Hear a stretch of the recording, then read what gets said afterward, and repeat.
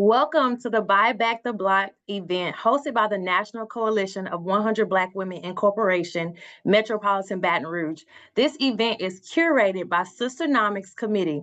You could have been anywhere on your Saturday morning, but you chose to be here with us to grow your knowledge and gain information. We want to thank you and tell you that we appreciate you. And again, we want to welcome you to the Buy Back the Block event. Next slide. So now I'll take the time to introduce my esteemed co-host, Ms. LaTanya Johnson. She will also help me moderate this event. LaTanya Johnson is a top producing real estate agent with S. Williams and Association. Thank you. And let me also introduce my co-moderator, Ms. Saida Hines. Saida is a real estate developer and loan officer with Synergy One Lending. So welcome to Buy Back the Block Real Estate Summit. Next slide. So just a few housekeeping rules. We want to make sure that everyone remains on mute. And as you have questions, you can put those questions in the comment section and they will be answered during our Q&A session. Again, at the end of the event, there will also be a brief survey. I can assure you, you all are going to get some great information, some impactful information. So in order for us to get feedback, we want to make sure you all stay on at the end to complete the survey. We want to continue to bring events like this to you all. Last but not least, we're in a stage where social media is everything. We want to make sure that you allow people to know where you are and where you're getting information from. So if you take pictures or if you want to give us a shout out on social media, you can do that as well. Be sure to tag Buy Back the Block 100. Next slide. Now we will have our welcome, mission, and vision by Madam President Courtney Hunt of the National Coalition of 100 Black Women Incorporated.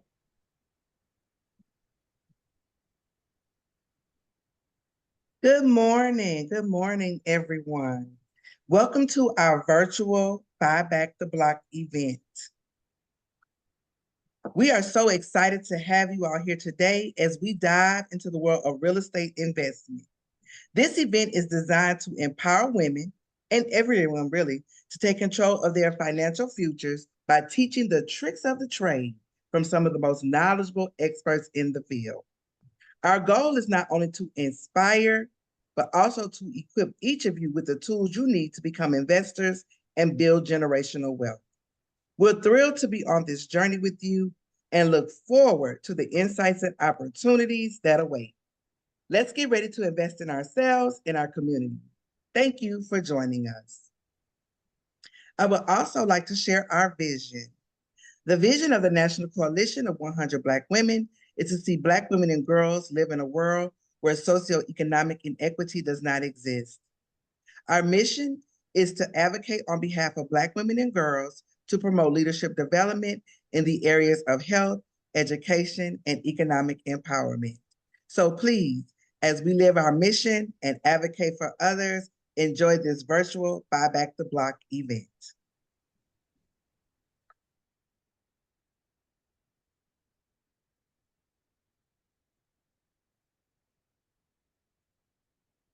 Now I would like to introduce to you guys Ms. Danielle S. Lewis, our Economic Empowerment Committee Chair.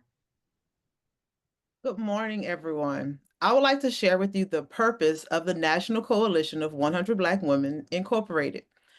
Our purpose is to foster principles of equal rights and opportunities, to promote the awareness of Black culture, to develop the potential of membership for effective leadership and participation in civic affairs, to take action on specific issues of national and international importance, and to collaborate with other persons and organizations to achieve our mutual goals. I have the esteemed honor and pleasure of introducing Ms. Courtney Bro. Ms. Courtney Bro was the lead on the Buy Back the Block event that you're in today. Good morning, everyone. My name is Courtney Bro. I am pleased to serve as this year's lead for the Buy Back the Block virtual event. I'm going to be sharing with you this morning about economic empowerment. The Coalition of 100 Black Women's economic programs focus on financial literacy, family wealth building, and entrepreneurship. Sisternomics is a philosophical mindset to consider ourselves first in all economic decisions. Our primary focuses include pay equity, African American woman-owned business growth, and livable wage employment opportunities.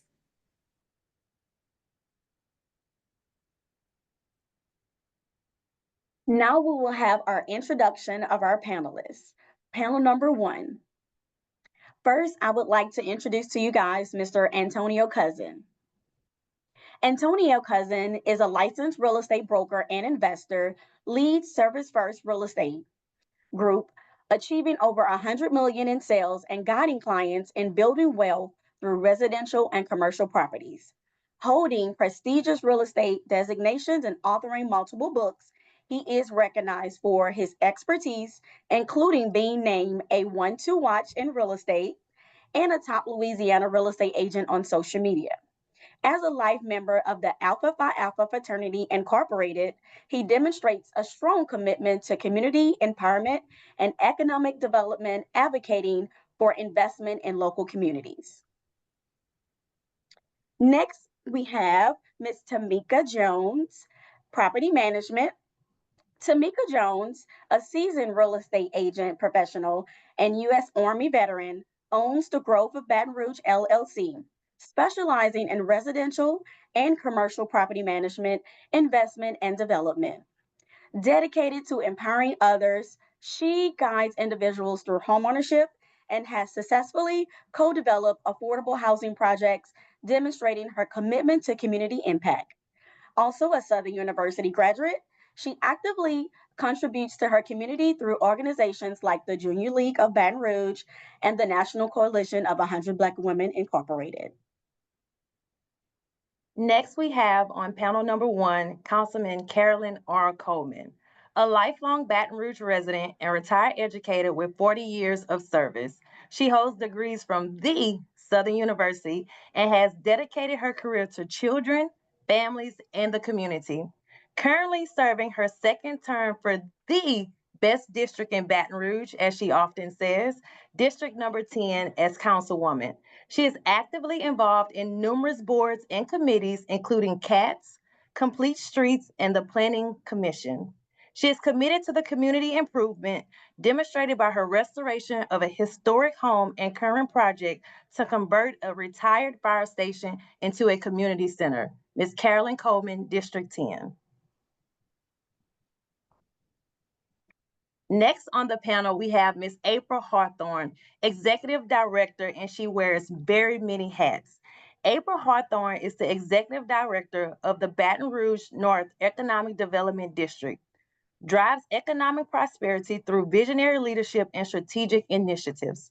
A highly credentialed leader, she has launched impactful programs like the Grow North Baton Rouge Business Initiative and the Facade and Signage Improvement Grant Program.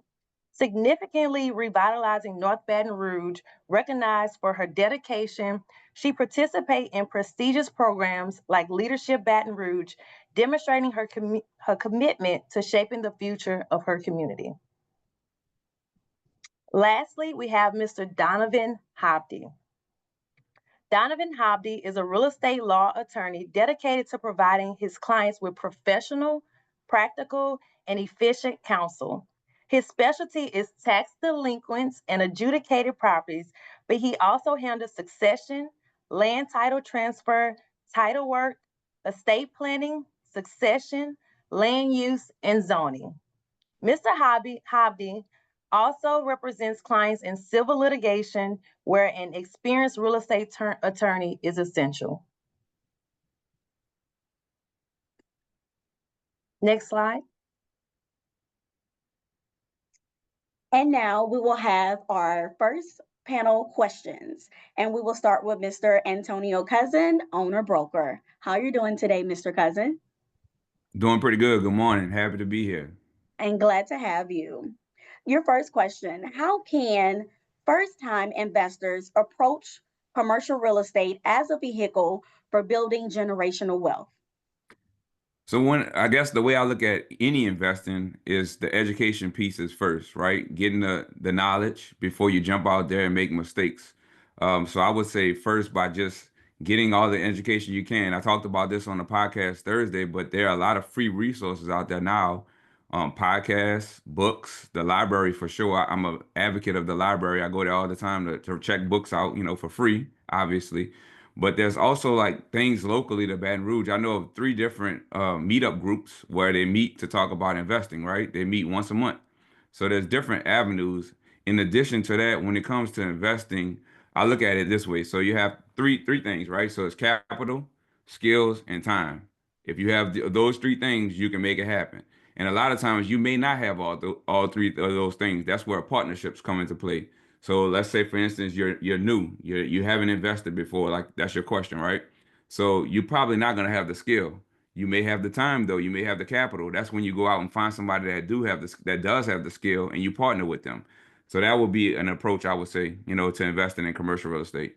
And as far as the generational wealth part of it, that's more so like setting it up so that way it flows to the next generation without any hiccups. And when I say hiccups, a lot of times our people, our community, we don't have those necessary instruments in place to pass down the wealth. And when I say instruments, I'm talking like a will and a trust. That's like the most basic thing you can do, and it's not as expensive as people make it seem.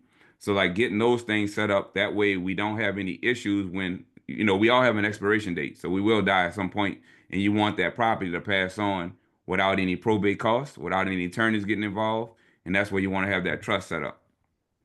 Okay, thank you so much. And just to piggyback off what you said, what are the key steps that a first-time investor could take before purchasing a commercial property? Learn as much as you can, but don't let that be a hiccup from starting. So like I talked about this Thursday, it took me 11 years to buy my first property. And it just so happened my first property was an office building. I don't know how that happened. It was luck, I guess, but it's been working out pretty good. But just my mentor always tells me, like, just start, take action, and course correct along the way. You're not gonna know everything. That was my problem. I thought that I needed to know everything. So I would continue to put it off and put it off, paralysis by analysis. And eventually I just decided to do it. And it's been on and popping ever since. So I would just say just do it and course correct along the way. You won't know everything, but that's where you get a mentor and you just ask questions and learn as much as you can. Thank you so much. Thank you. Next, we will have Ms. Tamika Jones. How are you today, Ms. Tamika? I'm great. Good morning. Good morning. She's a property manager. And my question for you is, how do you advise aspiring investors with limited capital to start their journey in commercial real estate? To continue on with what Antonio said, is definitely about gaining the knowledge. You want to read as much as you can, follow people who are doing exactly what you're doing so that you don't have to trip over the same stumbling blocks that they had in front of them. So no need to go out there and recreate the wheel. Most things have been done before, so you want to take notes. With limited capital, you want to continue to make sure that you're working towards making yourself bankable. You want to work on your credit. You want to increase your savings so that you put yourself in position to borrow money. Things that you can do to just go ahead and get started, that you can invest into real estate investment trust. That's an easy way to, with limited funds, to break into it. It's like investing in stocks. You own a portion of the asset along with others. You also can, if you find a deal, the owner might be willing to do owner financing and help you out while you are working in the background to put yourself in a better position. Additionally, if there are people who are like-minded and wanting to work with you, you guys can collaborate and pool your funds together in efforts to purchase commercial real estate. Those would be it as well. You can use your funding. If you're a first-time home buyer or you want to use your FHA, you can use those to buy multifamily and help have the tenants paying a portion, if not all, of the mortgage for you. Thank you so much, Ms. Jones. That was amazing and great information. Awesome. So next question will be addressed to Councilman Coleman. As it pertains to addressing revitalization in urban communities, I know you're on your second term, so you've seen a lot happening and a lot going on. Talk about how market shifts and trend shifts as it pertains to urban development. How does that affect the blighted properties in our community? I don't think Ms. Coleman has made it in the chat yet, so you can move on to the next person. So, Miss April Hawthorne, I know you personally, and as I stated, you're a woman who wears many, many hats. Thank you for your service and your dedication to make Baton Rouge a better place.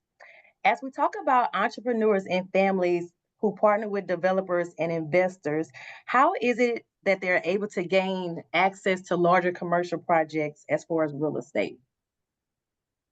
Well, thank you, Saida, and thank you to the National Coalition of 100 Black Women for hosting this very, very important summit today. I would have to say, you know, just like Antonio and Tamikia talked about as it relates to the education, you definitely want to get connected to your community organizations. You want to get connected to your housing organizations. And, you know, as I'm in this space as in economic development, I'm a real estate agent too, but I'm a part-time agent. But as I'm in this space, having conversations with the bankers in your community, having conversations with your mortgage lenders like you, Saida. I mean, because if you're a family or you're someone wanting to do a project, you know, you definitely want to get educated, but you need to talk to those that have the data and the numbers first, because in this space in economic development, everything that drives, you know, what goes on in a community is based off of data. Just to speak about it real quick, you know, since COVID, in terms of housing development, you know, there has been definitely a housing boom in the multi-development real estate. If you look in the North Baton Rouge, we have 12 to 15, you know, multi-family developments coming up. But when you're getting to be in the space of how you can create and affect change in your community, you look at those developments that is around there, and then you're looking at the shifts in population and seeing a community based off of, is this a community that you actually love and you want to live in? And then seeing this community as, how is the population shifting? And there's a lot in the economic development space that they're talking about, you know, the population shift, because you have aging out community. And that's what I've seen a lot in some spaces in North Baton Rouge. So what does that look like for you as an investor or a real estate, you know, investor, and how you are going to, most of all, this is what they pound in us in all these classes, is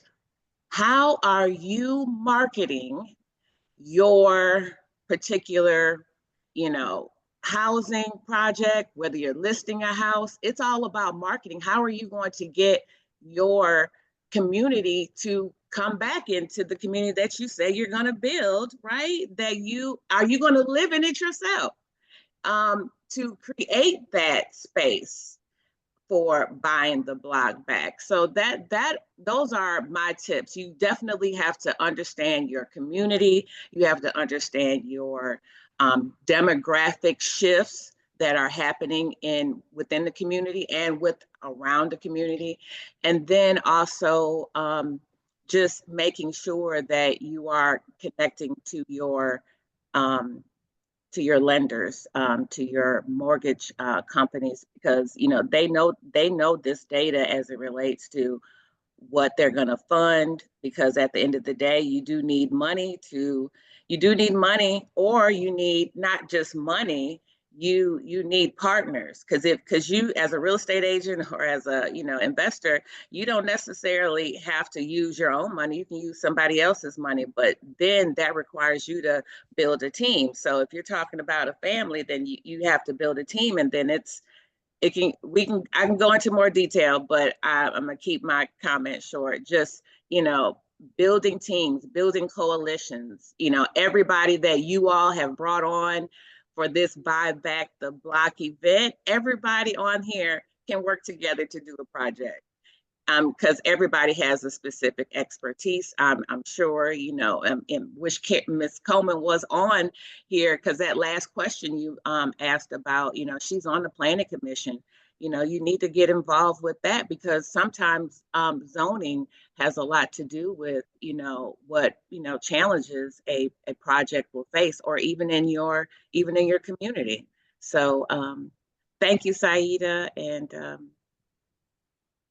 Thank you. You made a great point when you talked about team, and I'm a firm believer in partnership. My development group that I have, we're a team. We're doing an 80-unit development on our first project, but we're a team, and everybody has their designated role. Everyone has their designated field, and we understand that, and we're able to delegate, but most importantly, we're able to work together to accomplish a larger goal. So thank you for that insight. you're So welcome. next up, we will have Mr. Donovan Hobdy. So what strategies should families implement to ensure commercial real estate assets are effectively passed down?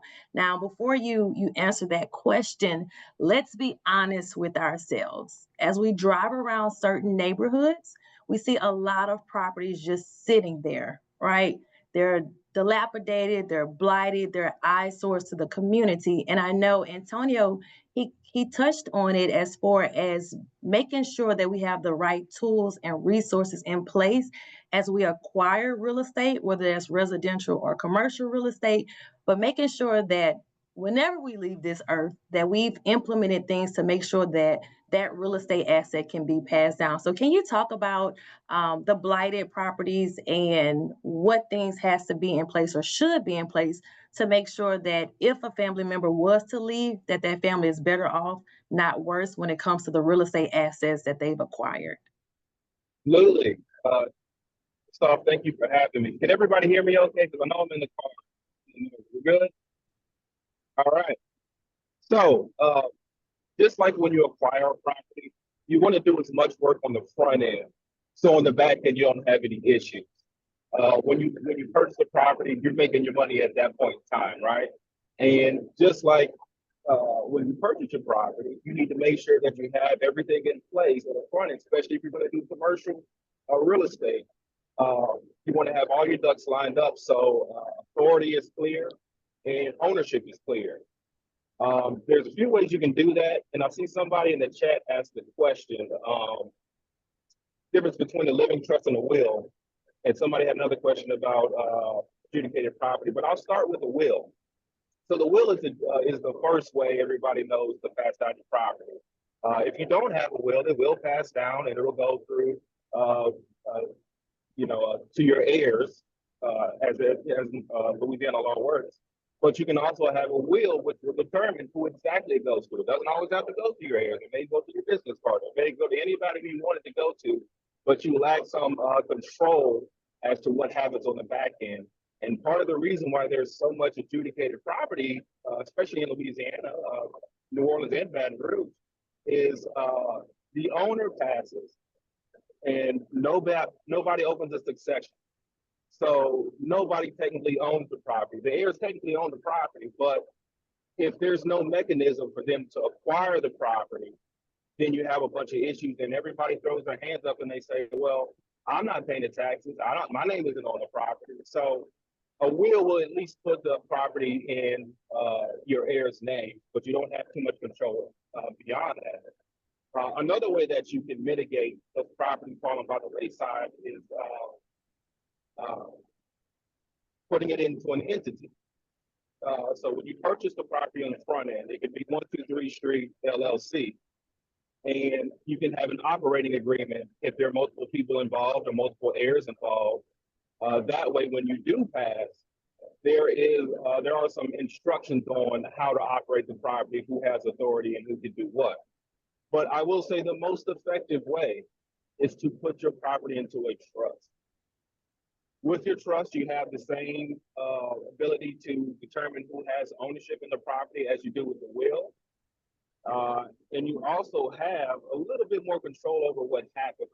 So in your trust, it's owned by the trust, you have your beneficiary set up, you can establish who has control, and you can also establish other things like what happens and who runs it. And if you have somebody like Antonio Cousin on your team on the front end who helped you purchase the property, you might need to lease that property out, right? But if you've already had a relationship with your realtor on the front end, you can say, okay, well, for any leasing of new units, Antonio Cousin is going to take care of that, right? All of my heirs may not be real estate folks, and they may not want to be hands-on. Good thing we have people like Tamikia Jones around. I might put that in my trust that the property is going to be managed by Tamikia Jones.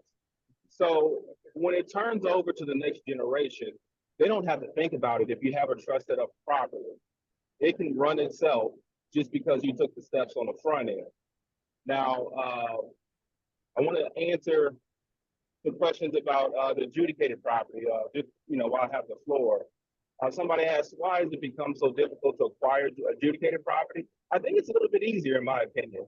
You have resources like Civic Source now, who's auctioning off most parishes in Louisiana, auctioning off their adjudicated property, but they also have tax liens and that kind of thing. And the laws are changing a little bit to make it easier to the benefit of investors, to the detriment of the owners.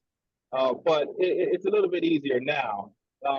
But just make sure that for your personal property that you've established who it's going to and who's going to have the responsibility on the back end. So those taxes get paid, the property doesn't get run down.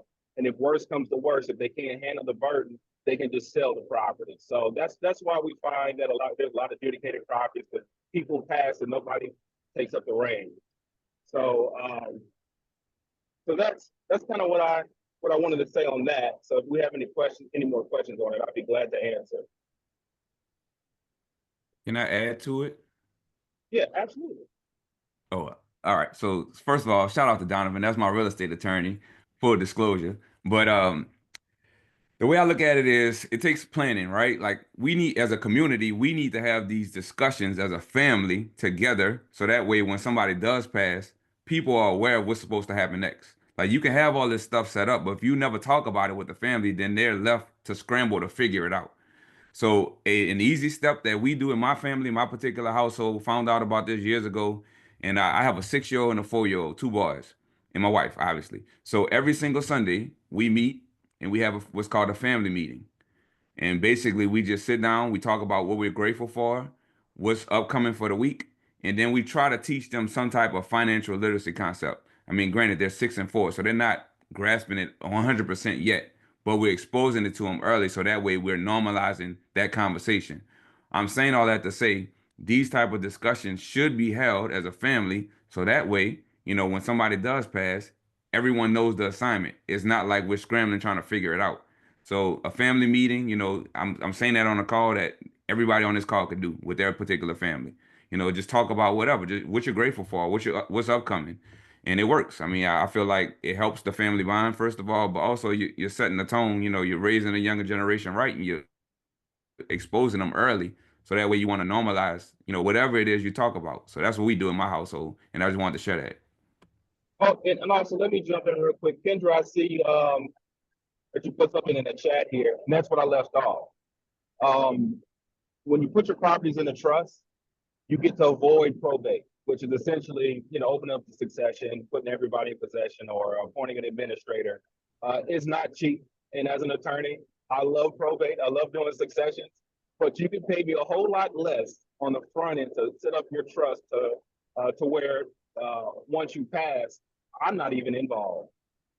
That property, by operation of the trust, will transfer to your heirs, and it will run as the trust is set up.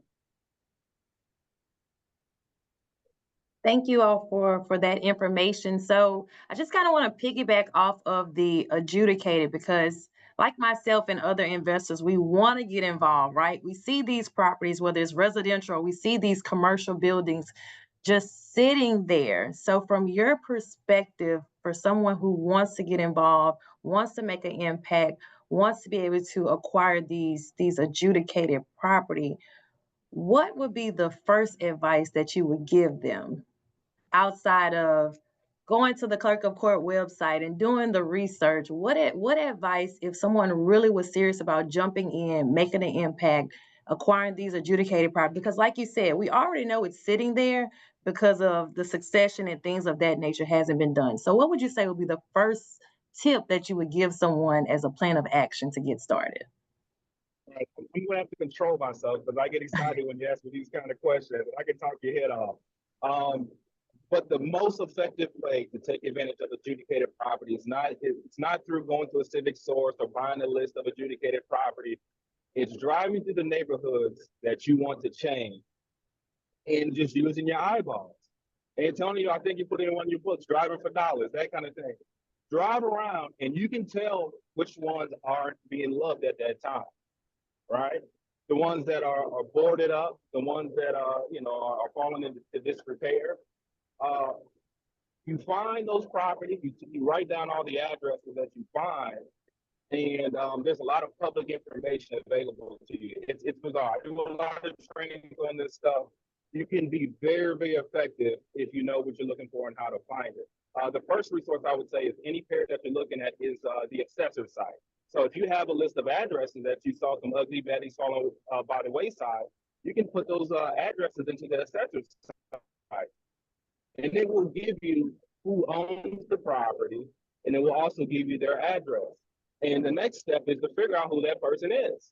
You can hire a PI, you can Google search, people finders, white pages, that kind of thing, and pick up the phone and start making phone calls. And a lot of times you'll find that the owners of these adjudicated properties, they're deceased.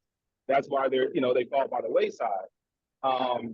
But if you're looking for the property, looking for the person, also look for obituaries, because that's kind of the first thing we do too when we're looking for the person. We look to see if there's an obituary, because that's normally the first thing that happens.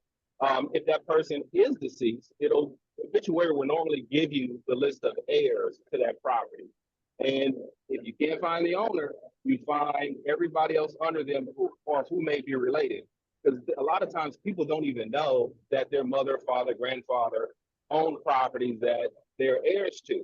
So you start picking up the phone and you make those phone calls and say, hey, you own this property, or your grandmother owned this property and I'm interested in buying that property. And if they're willing to listen to you and deal with you, you say, look, is it okay if I give you a call back? I got to call my realtor or my attorney real quick, just so we can make sure that we're good. So that is the most effective way that me and my client have for actually locating and acquiring those adjudicated properties. Thank you for that. We appreciate it. Absolutely. Now we're going to piggyback to our first time investor questions. So back, one more question for Mr. Antonio Cousin. Within 30 seconds, since you mentioned the real estate meetups, I've attended the Ring, and you also have the Capital City Wealth Builders at Vivint. What are some networking strategies for new investors to use to connect with developers, lenders, and experienced real estate professionals you would suggest? Well, I would just see how you can help that person, right? So give more than you take. See how you can help them. I lead from a servant's heart. That's why the business is service first. Like, I believe you should serve first, and you'll get, it'll come back to you, right? So I would go to these meetups, tell them what you're trying to do. Like, if you can't speak for yourself and let them know what you're trying to do, they can't help you. So you have to go in there with an agenda, like, hey, I'm trying to invest in real estate. I want to do the X, Y, and Z. How can I add value to you? And then eventually it'll come back to you. So I would just serve, help the person as much as possible, and it'll come back to you as far as mentorship or partnership. Thank you. Thank you. Yep. Yes, sir. And Ms. Tamika Jones, in 30 seconds, I just want to ask you, how important is it having a business plan when starting in commercial real estate? Like, what should that include? I have actually honestly never done a business plan, but you want to know what you want to do. what type of commercial real estate are you going to be investing in? Is it going to be multifamily? Are you going to do retail, warehouse, repair shops? What exactly is your plan? Are you going to do long-term hold and serve, and so that you're in position to pass it down to generational wealth? Or are you going to hold for a short term and sell it and walk away with the property? So I would just be sure to outline exactly what am I going to do and how I'm going to get it done. Where's the funding going to come from? Who's going to help me execute the process? Well, thank you. Thank you. Thank you so much. Miss April, as I stated before, you're a woman who wear many hats. For me, most notable for the economic development that you've done. One of the things that you started or you incorporated was the facade and signage grant program. Can you tell us a little bit about that and just the importance of updating and upgrading our businesses, the frontage, to be sure that we're staying in the trend of new? Because a lot of times too, for urban communities, it's what we see, right? So just kind of talk about that program, why you started it, why you felt like it was important, and give us a brief synopsis of it. Yes, well, thank you so much. And trust me, these wearing so many hats can get very heavy.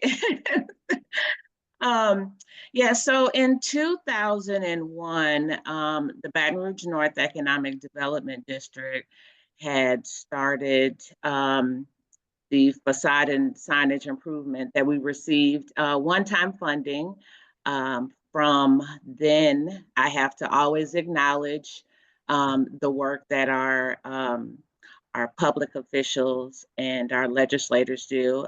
We received funding from, it was Representative Ted James and Senator Regina Barrow, in which this district that I do lead was enacted by State Senator Regina Barrow and former Senator Mayor Broome at the time, just FYI for everybody to know. And when I came into this position, it was the first program that I was able to implement with those one-time dollars. And so we created a platform, and I'll post it in the chat. It's at our website at www.breedned.com if somebody wants to put our website in the chat for me. We created a platform, a process for small business owners, entrepreneurs who had a brick and mortar located within the district. You were able to receive a facade and signage improvement grant. And the way that it was originally set up, it was just, you know, if you just had a business in the district, we were going to assist you. And we hosted 3 lunch and learn workshops on the dues that you can provide for the exterior of your property, and the don'ts. Like, we were not doing anything on the interior aspect. And I always love to tout as what true development of a facade and signage improvement program looks like in the district. And if you've been on Choctaw in North Acadiana, there is a corner business that was a old gas station that was renovated into a business and also a small business hub within itself. So the developer on that project was Mr. Floyd Luster.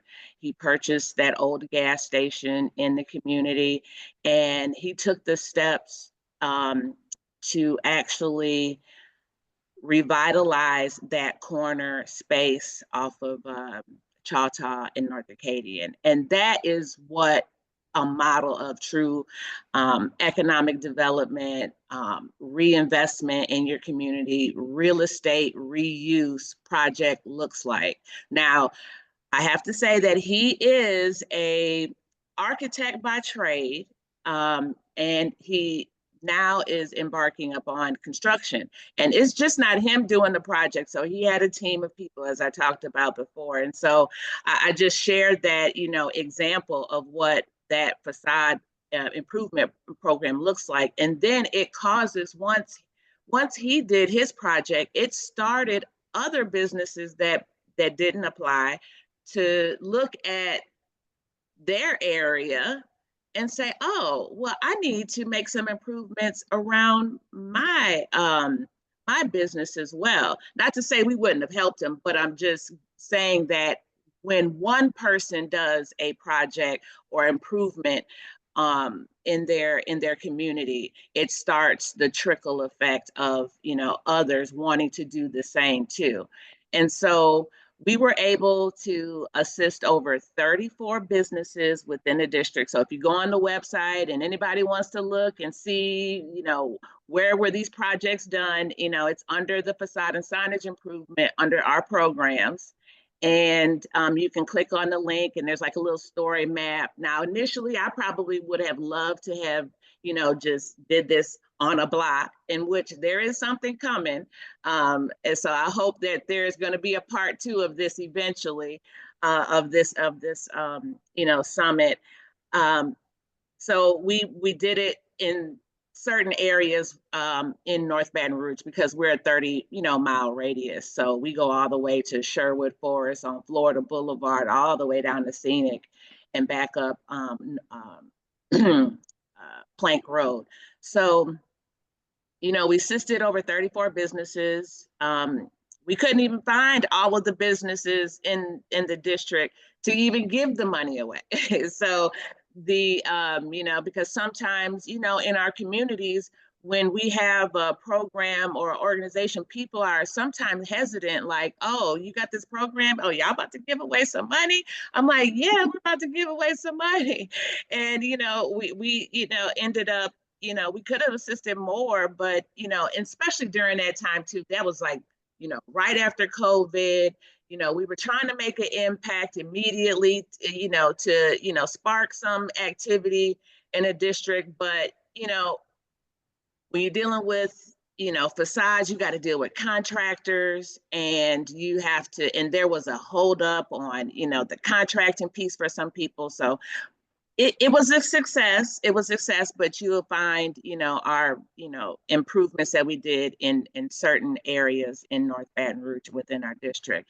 And so I was very excited that we were able to assist the businesses. And we you know, we're still accepting applications because I'm always, you know, advocating how our businesses really appreciated this this funding opportunity, because it's much needed in North Baton Rouge. As you know, COVID, you know, caused a lot of, you know, either businesses to, especially the mom and pop businesses, to either have to close. And we have seen some that are coming back up in the district.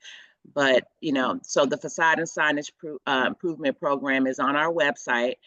You do have to have a brick and mortar to apply. So, and or you could be, you know, leasing. So if you are leasing, you could also, you know, you can also apply. Say you need a sign, you know, put up on one of the marquees, or, you know, you're renting or you're leasing.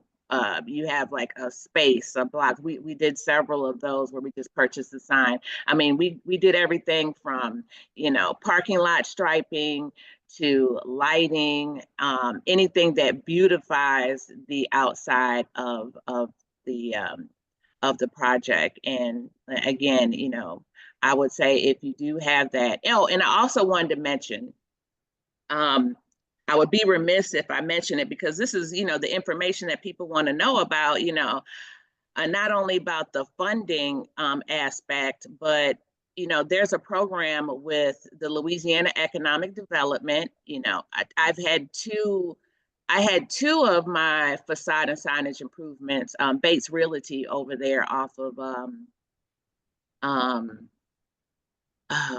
off of Sherwood.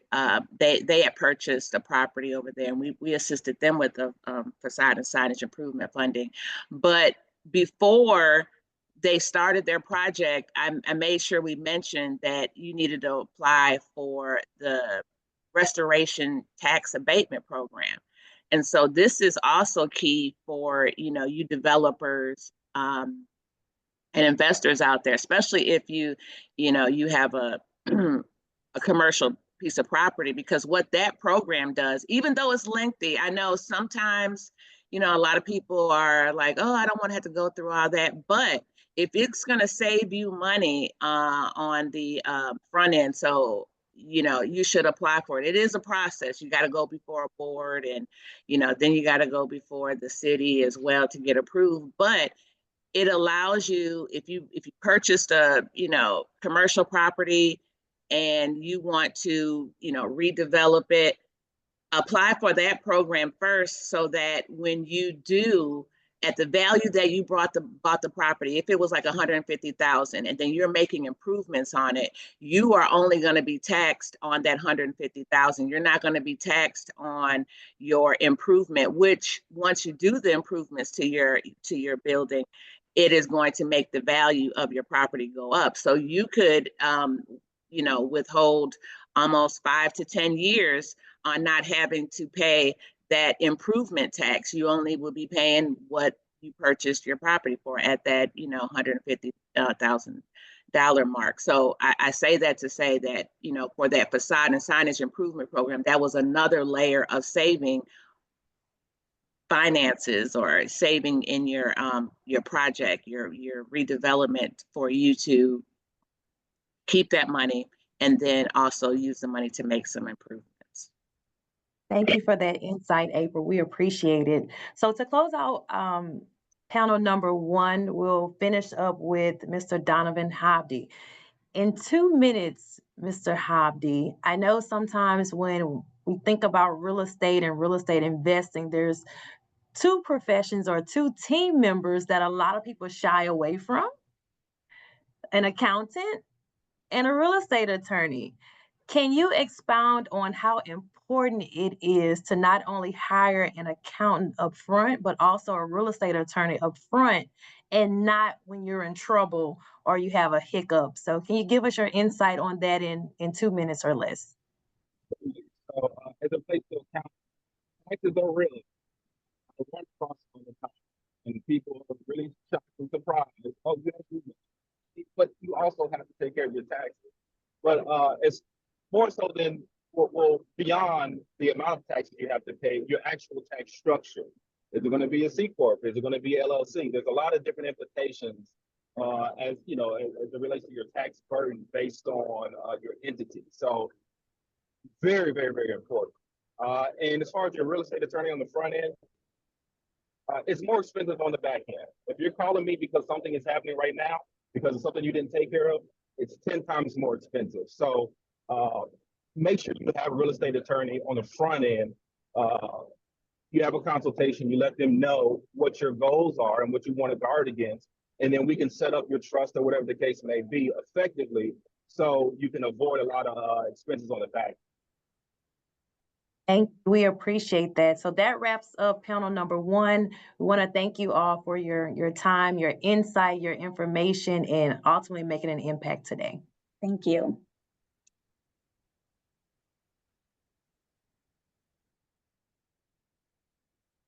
Our next slide.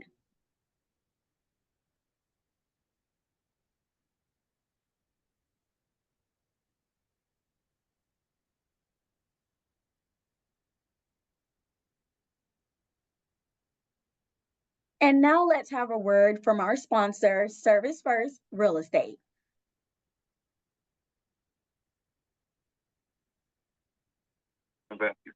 Our local experts make it simple and rewarding.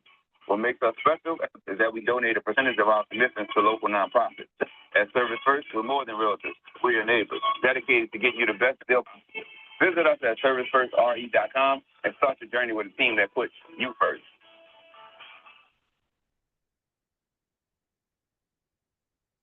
Right, thank you for that. At this time, we will take a very brief intermission. Just remember to share any photos or any insight that you have on social media, tag Buy Back the Block. I'm sure you guys have gotten some impactful information. Again, we want to continue to do programs like this, and we see you soon.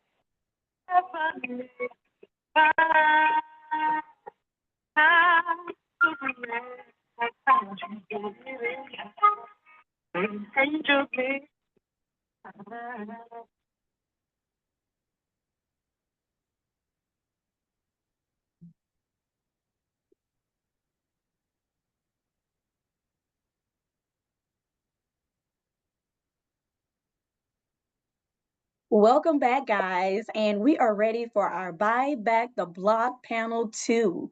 So, welcome back. First, we're going to start introducing panel 2, Mr. Richard Spears. Richard Spears is the founder and CEO of Prime Properties Residential, a real estate company dedicated to building long lasting relationships in the community and transforming lives through real estate. Richard has built his career on honesty and integrity and serves as a community advocate in the greater Baton Rouge area. Mr. Spears is also a real estate investor, 2021 Realtor of the Year nominee, and also awarded 2023 Male of the Year, and is ranked amongst the top 1% of all realtors in the Greater Baton Rouge Association of Realtors. Next, we have Miss Whitney Jones. Whitney Jones, top producing realtor of Epic Realty, Louisiana.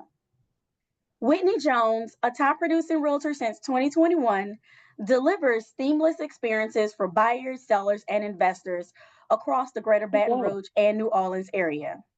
Recognized as the 2024 Rising Star finalist, she excels in creative marketing, particularly video content on social media, and shares her expertise at national real estate conferences. Beyond real estate, she coaches volleyball, mentoring athletes, and actively engages in her community, demonstrating her dedication to teamwork and connection. I have the esteemed honor of introducing Miss Norisha Kirks Glover, someone who I admire as being a female in the real estate and commercial industry and construction. Norisha Kirks Glover, with degrees in mass communication and public relations, transitioned from education and nonprofit work to establish NRK Construction, a successful woman and minority owned commercial construction firm. Leveraging her expertise, she contributes to various organizations, including the Louisiana Workforce Investment Commission and the Louisiana Economic Development Corporation, while serving on multiple boards.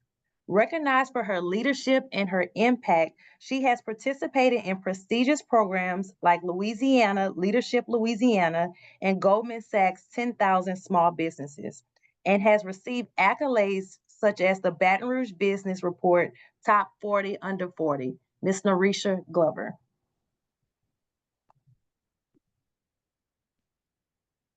Next, I will be introducing Madam First, Ms. Danej Piper. She is a commercial relationship manager for Citizens Bank and Trust with 20 years of business and consumer banking experience. She has dedicated herself to the vital role of informing and implementing financial literacy and progression. She is a graduate of the Southern University.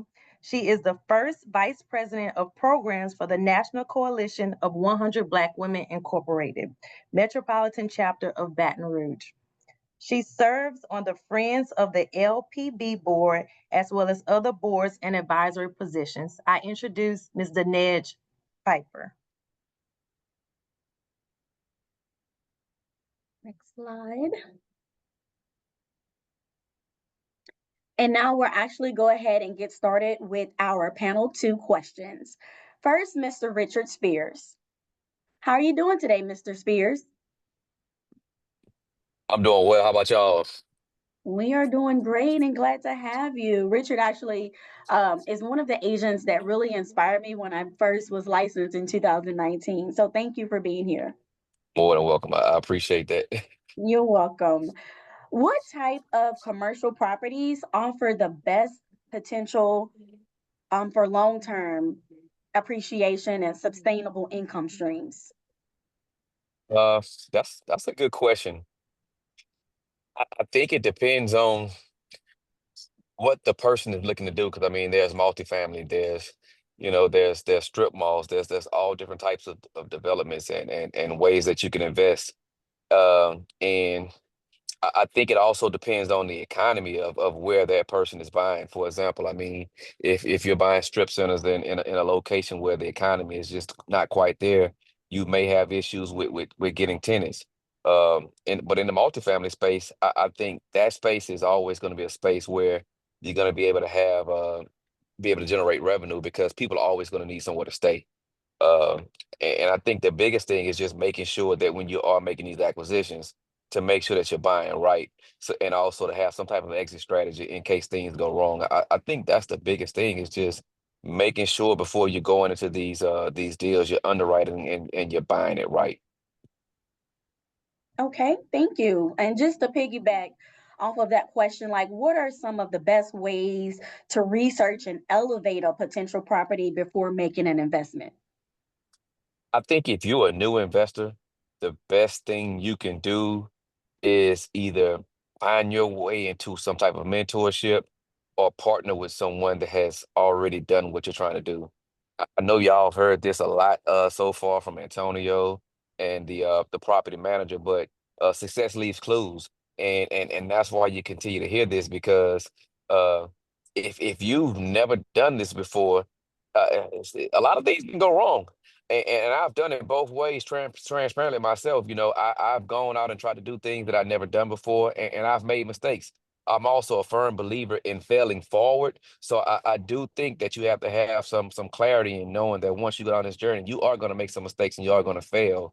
The key is to fail fast and fail forward, though, because there's a lot of people that's sitting on the bench that's afraid to make mistakes and they'll never accomplish anything at all. But the biggest thing I think is, and I found success in finding mentorship, whether I'm paying for it or I'm giving services for it. And I think that's the biggest thing too. You can't have this false sense of entitlement that someone or the world owes you something, and because I'm black and because you're black or because we have mutual friends, that this person is just supposed to bend over and give you that time. It doesn't work like that. The best thing you can do, and Mr. Antonio mentioned it earlier, is find some way to come from contribution. Find a way to be able to be of service to someone. I found my first mentor at the Ring meetup groups. And the first thing I asked Mr. Robert was, hey man, I know you're very active. It looks like you're doing some of the things that I want to do here. Uh, how can I help you? What can I do for you? I see that you live in Lafayette. I know you have property down here. Do you need anybody to help with anything down here while you're out there? Is there anything I can do? And I literally did a lot of stuff for this man for free. He's a realtor. I'm a realtor. I literally listed properties down here with him as a listing agent on the properties. And he made money with me without having to do anything for damn near 3 years. But in exchange, I learned a lot of valuable information from this guy. And there was never a time where I couldn't call him for something or where he didn't help me through my issues, and it allowed me to be able to scale and grow that much faster. But again, I came from contribution first, and from there, like even now, I pay for coaching. So I know that to get mentorship, you're gonna have to be able to come from contribution, whether you're giving time or you're giving money for it. But I think that's the biggest thing that somebody can do is find some type of mentorship or partnership. Thank you, thank you. And one more question, just to piggyback off a question I asked Tamika Jones. Since you do own prime properties and have a real estate team, like what's your take? How important is it in having a business plan for commercial real estate?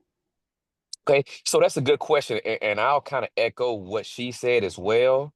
Um, in my personal opinion, if you're not planning on operating a business in that that that that vicinity, I don't think you necessarily need a business plan, but I do think you need some type of plan of action. I'm a firm believer in writing out goals, and not just writing out goals and hoping that it happens. I'm a firm believer in writing out goals, but also writing out action steps to accompany those goals to say, okay, this is the main goal, but these are the things that needs to take place for me to be able to accomplish the goal. And this is the timeline I'm giving myself to knock out these action items to make sure that I'm on track to actually accomplish the goal. So in that sense, I do think you need some type of plan of action if you're planning to make some type of acquisition again, not just having these wishes and hopes of doing something, but saying, okay, this is what I want to do. I want to acquire a commercial property. And then from there, okay, educating yourself to figure out what needs to happen to actually acquire that commercial property. Who do I need to know that can help me acquire that commercial property? And now you have some action steps to put a plan in place. Okay, maybe the action step is to have a conversation with different lending institutions so I can figure out what I need to secure financing. Maybe it's having some conversations with contractors or commercial agents so you can have a team together. So once you do make this acquisition, you can hit the ground running and doing the things that you need to do. So in that aspect, I do think you need to have some plan of action to be able to execute whatever it is that you're trying to do, Well, and thank not you. just wish and hope on it, I guess, if that makes sense. It definitely makes sense. Thank you so much. Next, we have Miss Whitney Jones. How are you doing today, Whitney? I'm doing well. How are you? I'm great. I'm great. Glad to have you here today. Your question, how did you handle being blindsided by an obstacle that arose during a real estate transaction? And what did you do to overcome that obstacle? So I love to tell my clients whenever we're in our initial consult that ultimately I'm going to do everything that I can, and we're going to leave everything else up to God. I mean, I don't know what everybody else believes, but that's what I believe in. So I was sitting at an open house at a listing that I had, and I had this young guy come up to me and he was like, "Hey, are your sellers open for owner financing?" And I was like, yeah, I'll ask them. I said, but why not traditional financing? And he said, well, I haven't been on my job for 2 years, and my lender told me that it would take a couple months before they'd be able to get me qualified. So I said, okay, I'll ask my sellers, but in the meantime, if I can find you a good financing option, would you be open to it? He said, absolutely. I actually called someone from Saida's team, as a matter of fact. And we were able to reach out to them, get him qualified. But in the meantime, someone came in, wrote up an offer on the house, and my sellers ended up accepting it. So they were really disappointed. So we started looking for houses for them because they were qualified and they were getting really discouraged. And I was just like, whatever is supposed to happen is going to happen. And so then the agent that was on the other side that was purchasing the house reached out to me and was like, hey, our lender called and they said that they don't qualify for the mortgage anymore. And I said, why? And they said, well, because of their credit. And I said, well, that's, kind of strange that they not catch it. They were like, well, they had a 750 credit score, and they were like they weren't qualified anymore because they missed some kind of foreclosure that was previously on their credit that they didn't catch. And I was just like, wow, that's so crazy. So then I called my client and I was like, hey, the deal is about to be canceled. Are you interested? And they were like, absolutely. So it ended up working out to where they were able to purchase the house that they originally wanted. They didn't initially think that they would be qualified, and it just all worked out. So I always tell people, I'm going to do everything in my power to make sure that you have everything that you need, all the information. But everything that is supposed to happen is going to, and if it's for you, there's nothing that can stop it. You know, mountains will move, things all of a sudden will shift. People with 750 credit scores will randomly get disqualified from having a mortgage because that was just their house, and that's how just it was supposed to work out. So. Thank you so much. That's definitely an obstacle I think a lot of agents are facing as far as financing and underwriting. So thank you so much for that answer. Thank you. Next, we'll have a question to Ms. Glover. Many years ago, about 4 years ago, you were awarded an event, and I want to say it was from the 100 Black women. They were recognizing women of impact, and I got so emotional because you told your story. You were pregnant at the time. You were still working. You're in construction, commercial construction. And I spoke with you after, and I was like, I aspire to be you one day. And you just poured into me. Not only did you do that, you did exactly what you said you were going to do. You said, hey, look, you know, you want to be in development, I'm going to partner you with Wendy. And you literally did what you said you was going to do. And I wanted to tell that story because the previous panelists talked about going to networking events, and visibility is credibility, and going to these events and meeting people. We don't understand how important proximity is. So I just wanted to share their personal story. Me entering into real estate development, I realized that having a team is very important. And being a woman in this industry, you can't really trust everybody sometimes. So I kind of want you to talk about how important it is to find a qualified team as far as your architect and your contractor. Sometimes you can't just take people's word for the work that they do. You have to get referrals. So just kind of talk about that, how important it is to find qualified architects and find qualified contractors when it pertains to commercial real estate.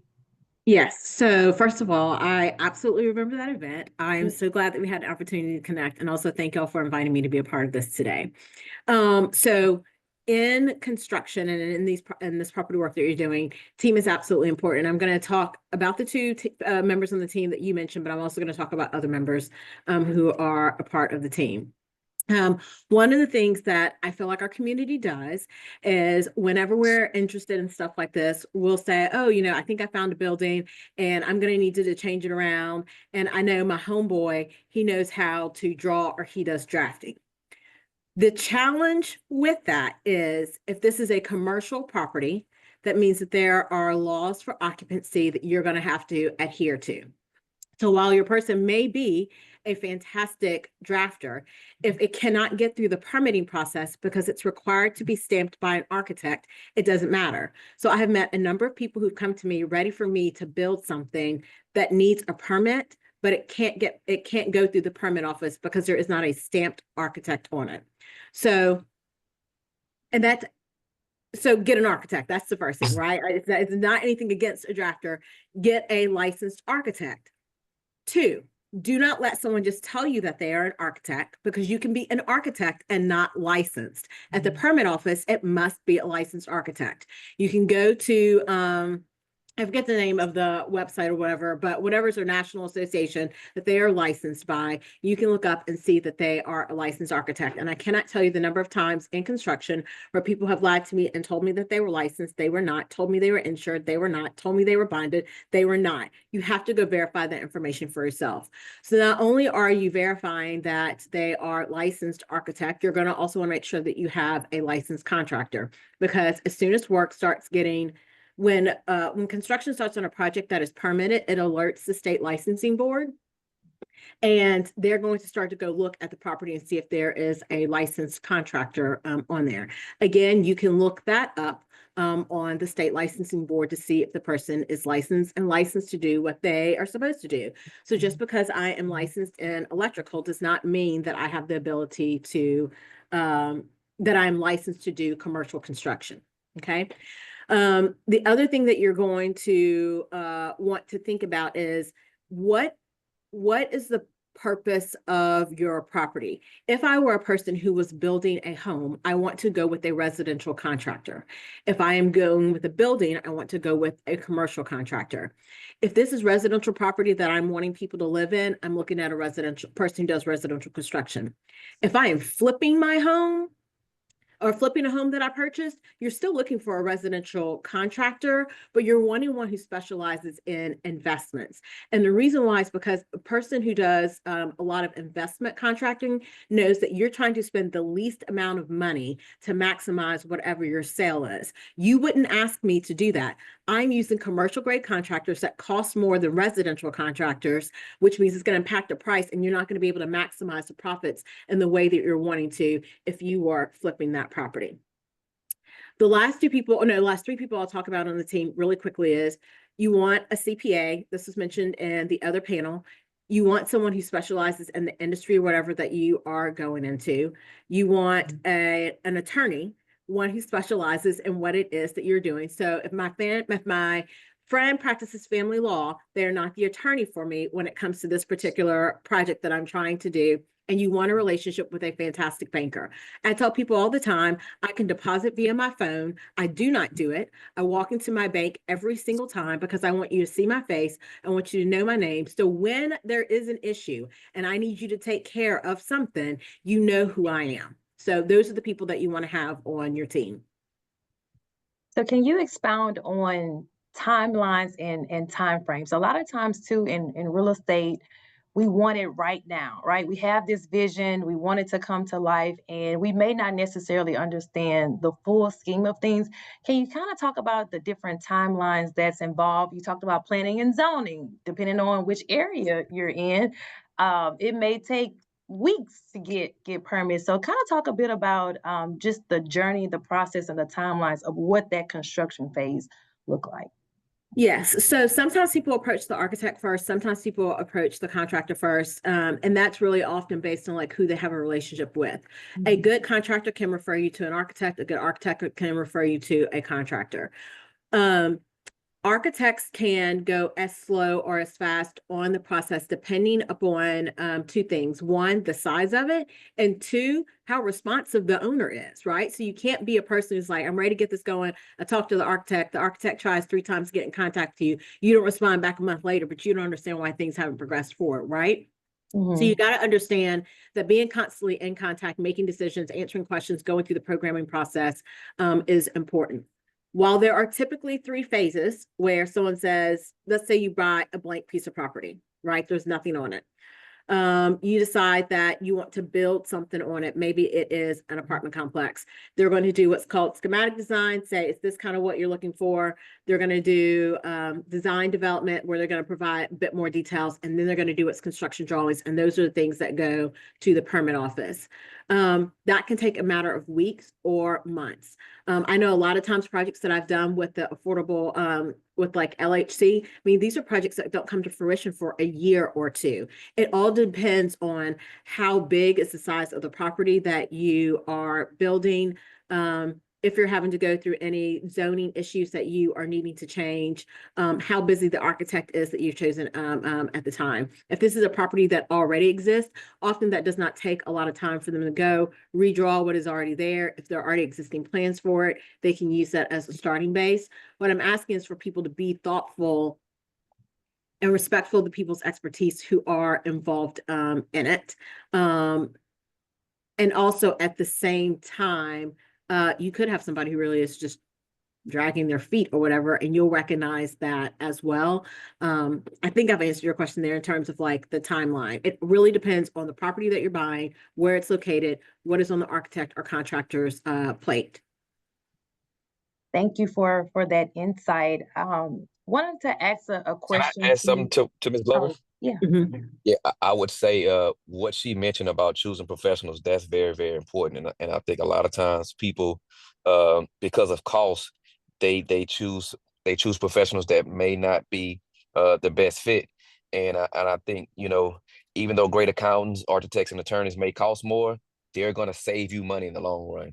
And the worst thing that you can do is choose the wrong professional over cost. Absolutely. I've seen it happen a lot of times. I've seen it happen. So just to kind of expand, going back, Ms. Glover, something you said about affordable housing. Can you kind of talk a little bit about some of the projects that you worked on with LHC, which you may have to, express what that exactly stands for and, Yeah, and their governing body. But if you can kind of talk about that, what those projects look like with LHC and your involvement. So it's funny because a lot of people will come to me as the contractor and they're like, oh, I'm thinking about, developing this land. And one of the things that I very much try to clarify from the very beginning, I am not a developer.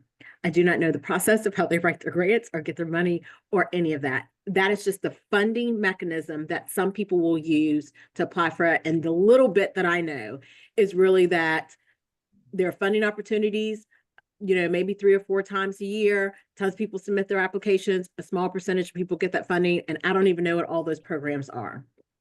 But some of the developers that I've worked with are experts in that, and they have acquired property or they're working with some particular owner or a nonprofit organization to provide affordable housing. So we did a 12-unit apartment complex for the YWCA in North Baton Rouge near Greater King David. We have in our pipeline a $12 million project off of North Boulevard, the Masonic Temple that is there, which is a historic building. We anticipate this year, based on everything that I've been told, that we will start on that, where we are going to renovate that existing building, but then add on to it some new construction for a total of 45 units. But I'm telling y'all, we're supposed to start that this year. I started conversations with that in 2023, where an architect was engaged. They got some initial pricing for us. They had to understand what were the historical tax credits. They had to get permission from particular groups about what we could and could not do to the building. Then they had to seek additional funding when they realized like what it would cost. Then they had to apply for whatever funding with whatever agencies. The funding gets approved.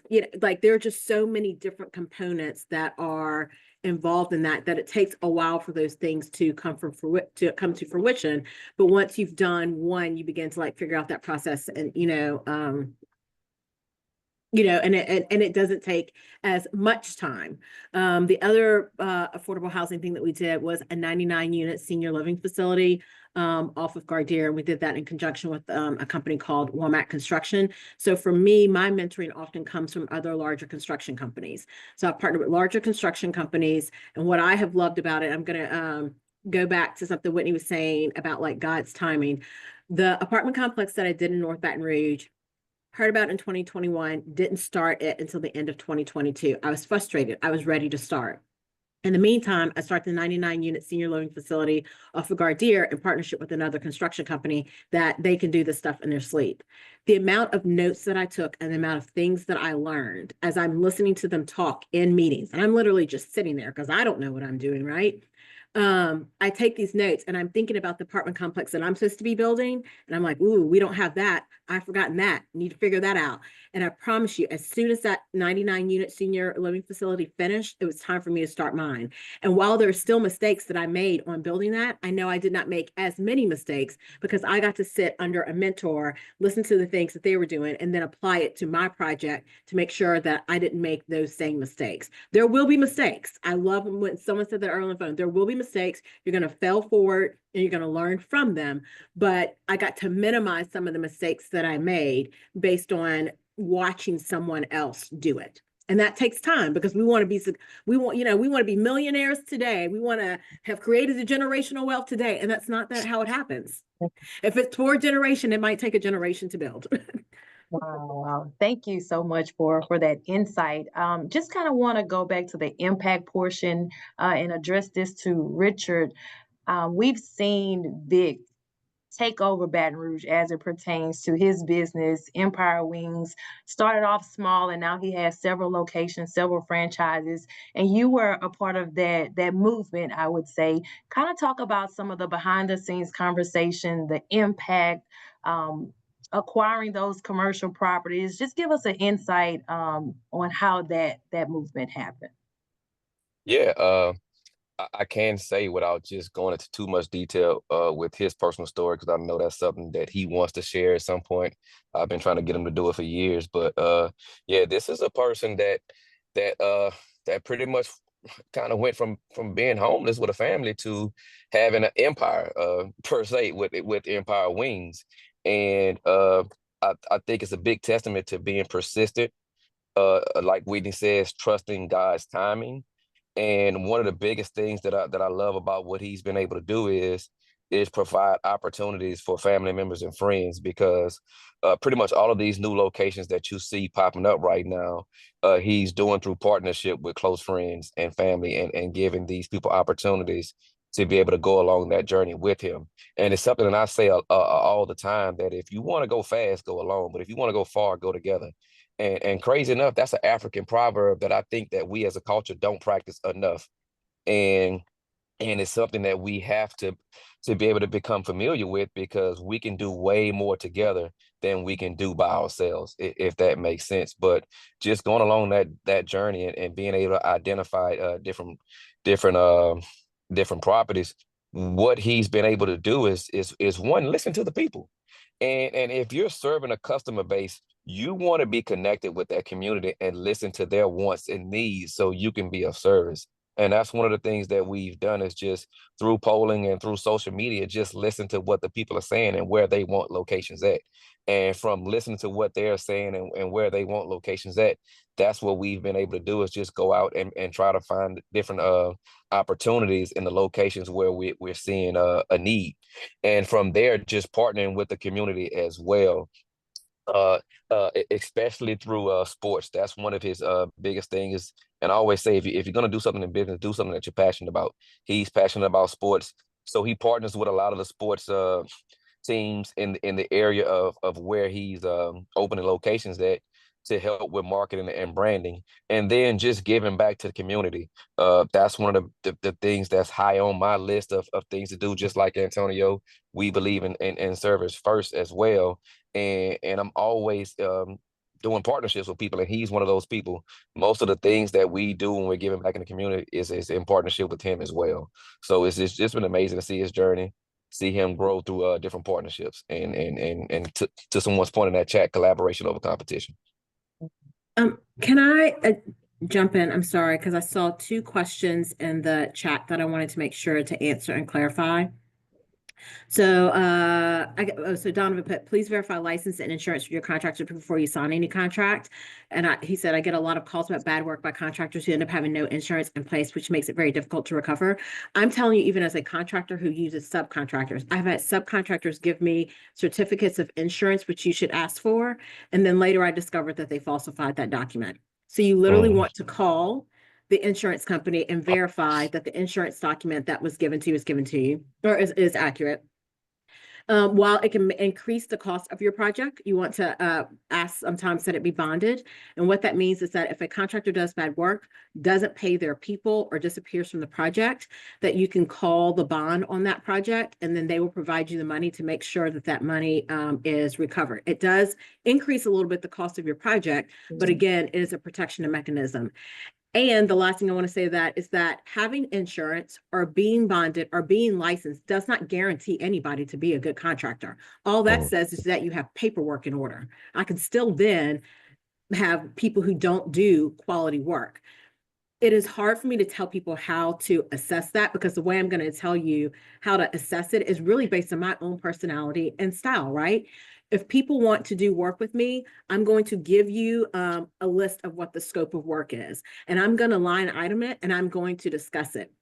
If someone comes in for me and says, yeah, I think it's going to cost you about $80,000, but you don't have written down what is included in that $80,000, you just have a text message that says that, you just have a small email that says that, but no details, you're not setting yourself up for success. You want to make sure that you have everything documented. And I tell people all the time, when people start projects, they are excited to work with a contractor and architect. In the middle of the project, you're overwhelmed with the number of decisions that you've had to make, the number of questions you've had to answer. I'm tired of picking paint, floor, wall trim, base, tile. Like, you get overwhelmed by it. And by the end, everybody's ready for the contractor to be gone.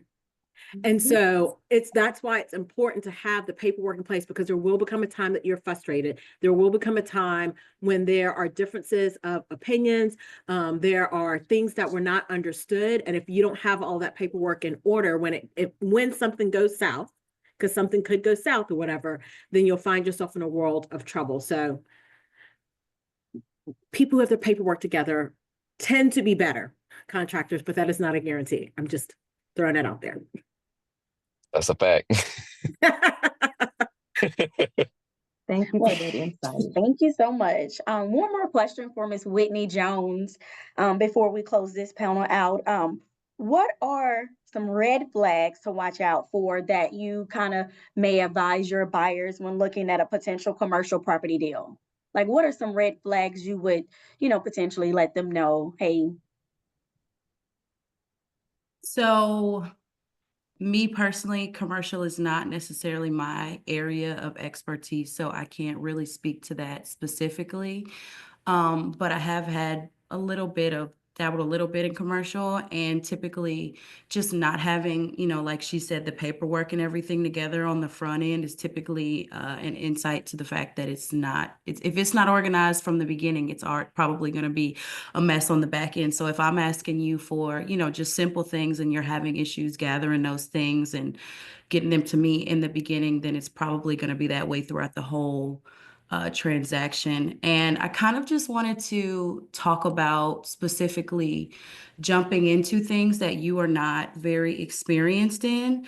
So I know that everybody on the panel has given a bunch of information, and as somebody who's maybe not into real estate, whatever, like it's your first time really listening to this information, it can be overwhelming. And if you want to get into it, I think Richard spoke on it a little bit about the power of finding a mentor and finding like a coach. But whenever you do that, you have to recognize that sometimes the people that you're looking to get information from are busy people. So instead of being like, hey, like, can I get information from you, coming from a place of contribution, like, hey, how can I help you? Instead of just, how can I just pull information from you? So like taking somebody out to lunch, or just in general asking them like, what can I do to help you with your business, is helpful. And a lot of people don't understand the value of mentorship and coaching, but it's kind of like how Ms. Glover was saying, it's like whenever you save money on the back end, because if you are with a mentor that can tell you all of the things and the things that you may have made mistakes, they'll save you time and money on investing into the wrong things, putting time into the wrong things, because you put that investment on the front side. They can tell you what to avoid and save you time and money. So, yeah. Thank you so much. Thank you Can I- for that. Can I chime in on that too? Yeah, of course, of course. So I'd say whenever looking at a potential deal, there's always, and there can always be red flags. I think that's why you have to make sure that you have a long enough due diligence period, so you can be diligent with that due diligence period and make sure that whatever your intended use is, you can actually be able to use that property for your intended use. Make sure that financing is going to line up. Just make sure that you're able to dot all of the I's and cross all of the T's during that due diligence period. And worst case scenario, if you can't, you walk away. But I think you use that period to make sure that you can do whatever it is that you're trying to do, if that makes sense. And if I could add one last thing, something that I've noticed about our community is that a lot of time we will start businesses, and this is going to get to a financing piece, and we are excited about writing something off as a business expense so that we don't owe any taxes at the end of the year. If I take a loss on my business and don't owe any taxes, I am not profitable. And if I am not profitable, I am not bankable. The bank is going to say, I'm not going to give you a loan because you're not making any money. And you're like, oh, no, I did make money, but your books don't show it. So I want us to keep that in mind, because I get it. Refund checks. When we were starting, that was great. Sometimes you need to pay a little bit of taxes to show people that you have some money so that you can be bankable. Correct. You have to pay to play. There's no way around it. Mm-hmm. Thank you for that insight. So we do have Councilman Coleman. She's on. When she introduces herself, she typically says the best district in Baton Rouge, District 10. So thank you, Councilman Coleman, for joining us and coming on today. We do have a question for you as it pertains to community buy-in and having your council representatives on board with your project. How important is it for a real estate investor who wants to either rehab a commercial property or bring a new construction commercial property to the city of Baton Rouge? How important is it to have not only community buy-in, but having the support of the council person that's in that particular district where you're looking to build or rehab a commercial property?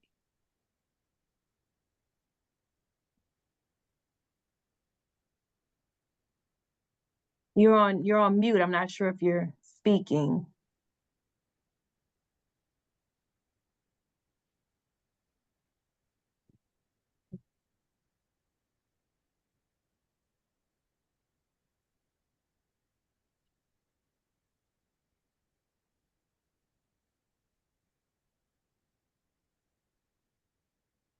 Take her off mute.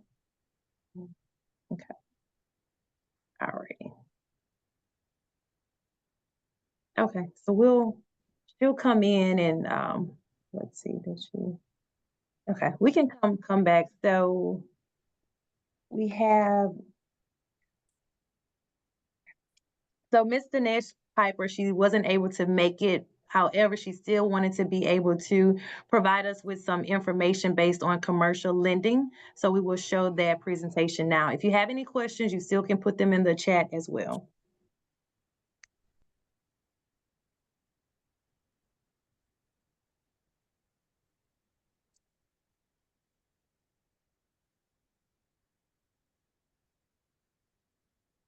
Be here with you all to discuss investing in real estate and will the property cash flow.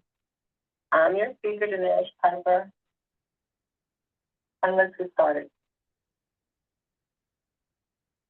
Key factors to consider when purchasing or investing in commercial real estate or one-to-four family investor real estate are four things: your personal guarantee, your debt-to-income ratio, your loan-to-value, and the debt service coverage ratio.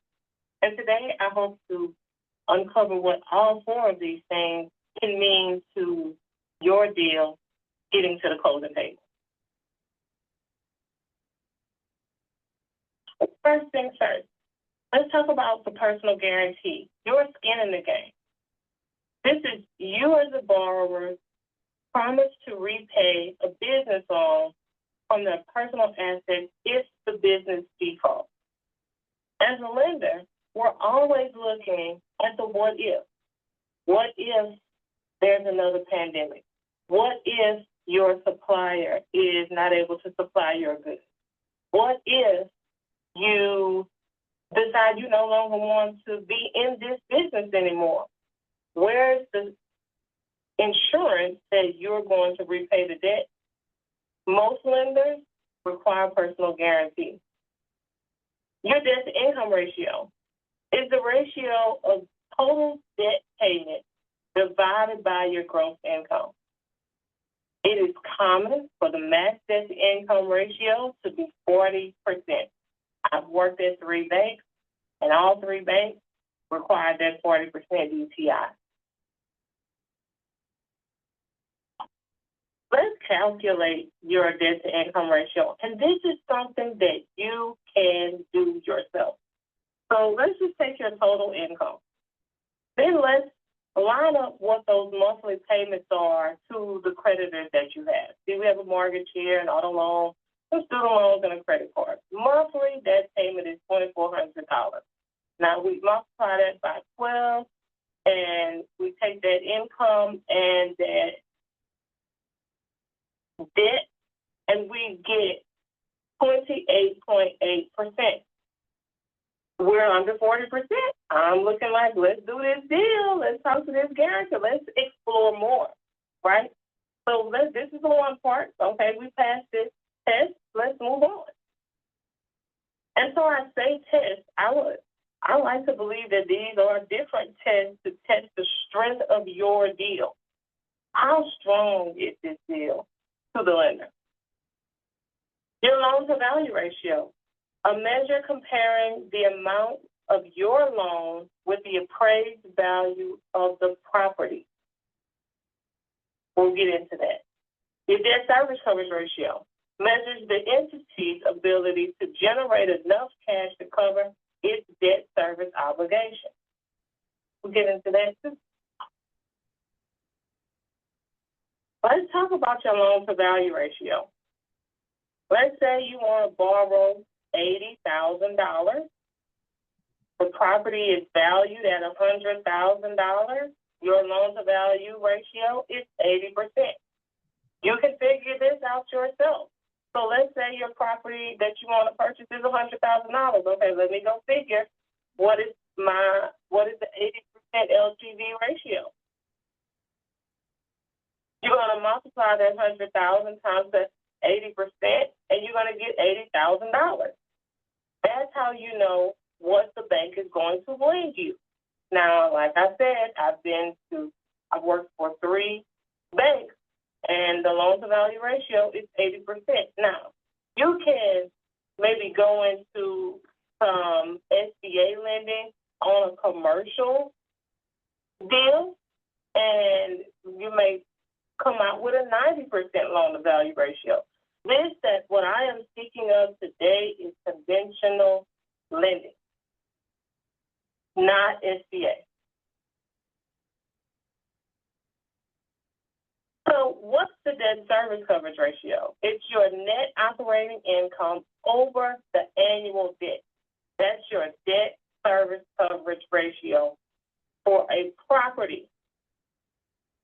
A debt service coverage ratio of 1.25 or higher is often considered strong by lenders.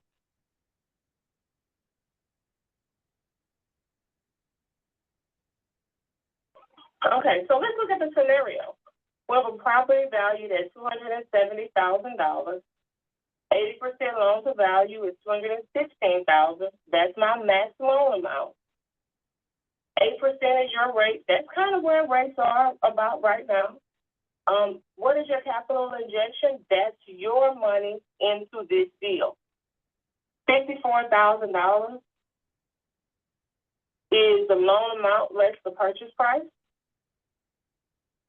$2,160 is your origination fee, which is 1% of the loan amount. Now, this number is negotiable. I've seen 0.5%. I've seen 1%. One can drive this risk, your relationship with the bank. And when I say relationship, I mean deposit.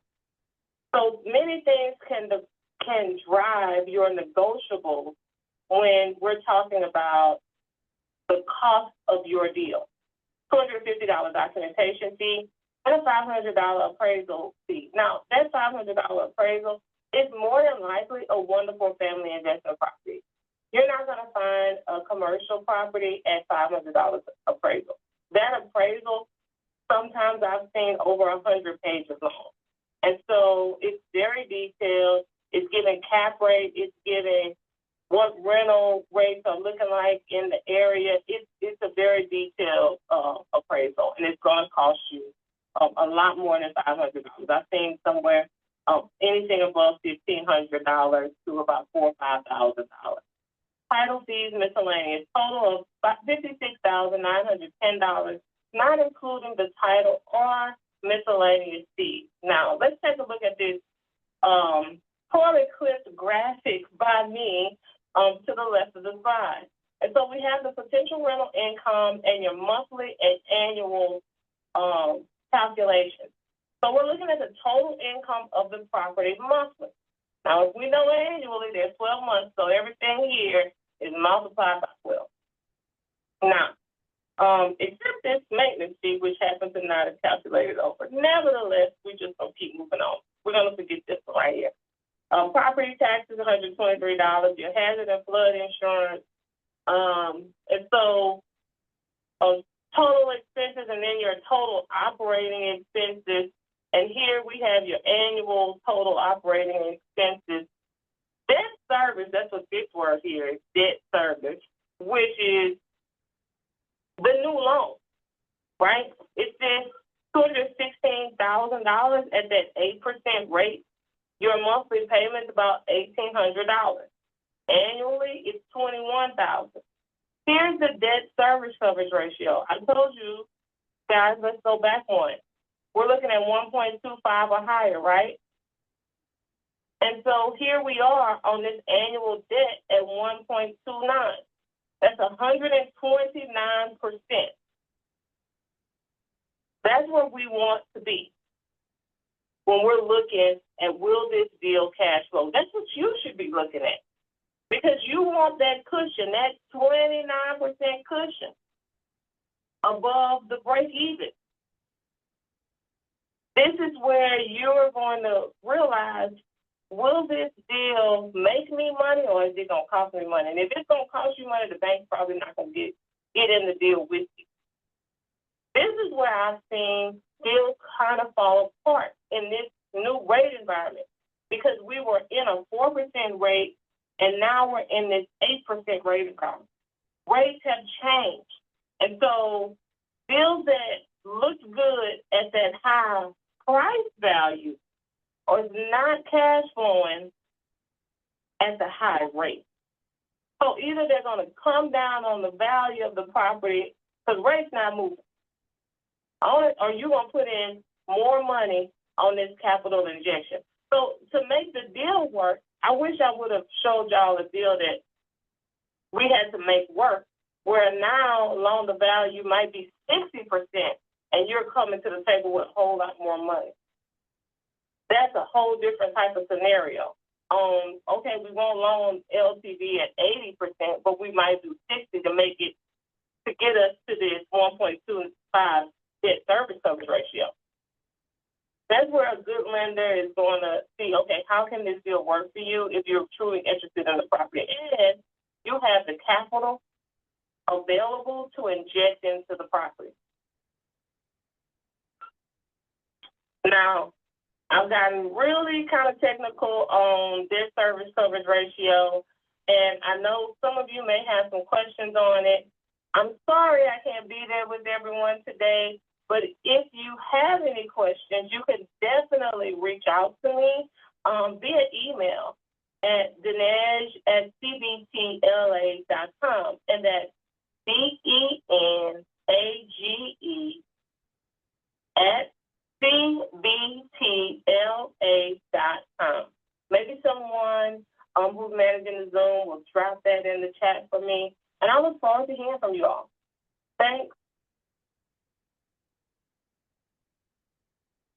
Great information, access to capital. So when we talk about having a real estate team, it's super important to have a knowledgeable lender that's on your team, access to capital. And understand too that when you do the commercial deals or you do bigger real estate deals, that you will have multiple avenues as far as your capital stack to be able to get deals done. Just to share a personal story, and like Richard mentioned about pivoting, right? So doing my property, doing a multifamily property, debt coverage ratio, the property exceeded what the lender was asking as far as the debt service ratio. However, the appraisal ended up coming back $35,000 short. So now my loan to value was off. So instead of me stopping and not continuing with that project, I ended up bringing in an equity partner. So as they stated with pivoting, you may fail, right? You may fail, but how you adjust to adversity will determine the outcome. So I said that to say, be okay with pivoting, be okay with failing. It's all about learning from that lesson. So that was great information. I know a lot of times too with real estate, when it comes to the financing aspect, that's a halt for a lot of people because they feel like I don't have the means to be able to invest capital into real estate. I would encourage you to partnership with someone that you know, like, trust, and have that partnership agreement on paper, but don't feel like because you don't have the capital that you can't invest in real estate, residential or commercial.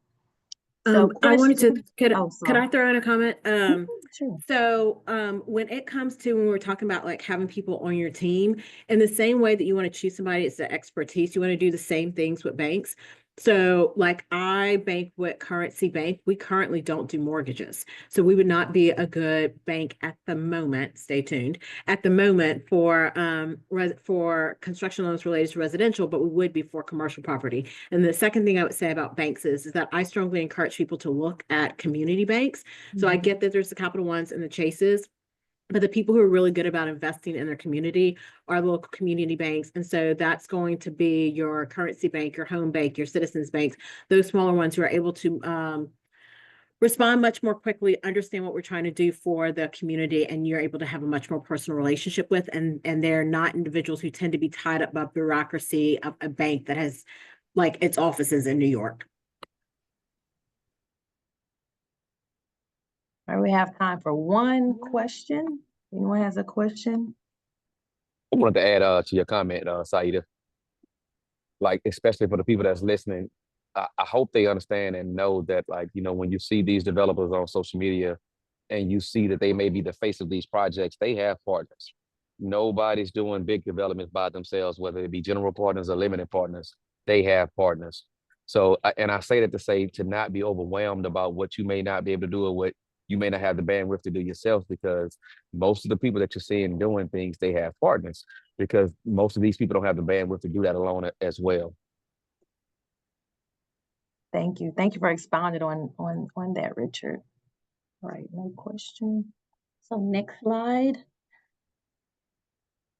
Now we're going to actually give the floor back to Ms. Danielle Lewis for our closing remarks. She's our Economic Empowerment Committee Chair.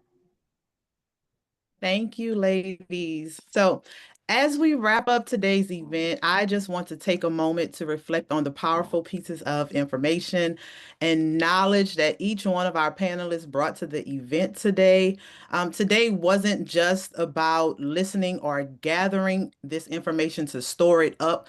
It was about igniting a movement. If you heard me on Thursday on the podcast, we are about igniting a change, and we want to use it to take action. We've seen how when we come together as a collective voice and a unit, things can be reshaped and our communities can be reclaimed, but do understand that it actually starts with us. And so now more than ever, it's time for us to turn that inspiration into action. So next slide for me. So here's what I need you all to do. I need you to tell me and my committee how we are doing, what within today's programs have helped and what may not be helping. And it's okay if you feel that certain things did not help, because our goal is to get better, right? And if you don't tell us what didn't help, then we can't get better. But I do want you to tell us what were those aha moments, what were your takeaways, and what were those things that you plan on implementing as soon as you leave off of this webinar? Next slide. Now, here's the part that I like talking about as the Economic Empowerment Chair. As a nonprofit organization, we rely heavily on community support to put these amazing programs together. And even though that this event was a virtual one, there were still some costs associated with getting the word out and making it very impactful. And we were blessed to have Mr. Antonio Cousin and the mayor's office to actually sponsor this event. But we have more events coming up this program year. And our goal is to make sure that we are going to educate and inspire as many people as we can. And so if you can actually go ahead, go back to that last slide for me. If you can go ahead and please consider donating, sponsoring, or partnering with us to help continue our mission by scanning that QR code here on this screen. Because do understand that no donation is too small and no donation is too large. Hint, hint. All right. So go ahead and go to the next slide for me. And lastly, before I wrap things up and before I say goodbye to the infamous Buy Back the Block of 2025, I just want to share some of the amazing things that our chapter has going on that you can be a part of. Our scholarship program is back, and we are going to grant some scholarships to some well-deserving candidates. But first, we need you to apply. So scan the QR code or visit the bit.ly link that is at the bottom of the flyer. If you don't qualify, but you know some individuals that do qualify, please share it with them. And then next to that flyer, we also have the event that we will be honoring those scholarship winners, as well as some other women that are in the community that are doing a spectacular job, the Royal Experience. This is our signature event of the year. It's where we party with a purpose, and we have this event to raise money so that we can continue to do the work of the 100. Tickets are now on sale through Eventbrite. You can purchase tables, sponsor, donate, actually become a VIP ticket holder, and so much more. So this brings me to the end of the program. Next slide. I just want to say thank you. Thank you so much to the Buy Back the Block host team. Once again, Sisters Bro, Hendricks, Johnson, and Hines, thank you so much. You have taken this vision and have grown it to what I could have only dreamed of. So thank you so much again. And before signing off, here's my challenge to all of you that are on this webinar. Remember that our journey doesn't end here. When you leave this webinar, this is only the beginning. I want to hear those testimonials at Buy Back the Block event in 2026. So until next time, you all have an amazing rest of your day.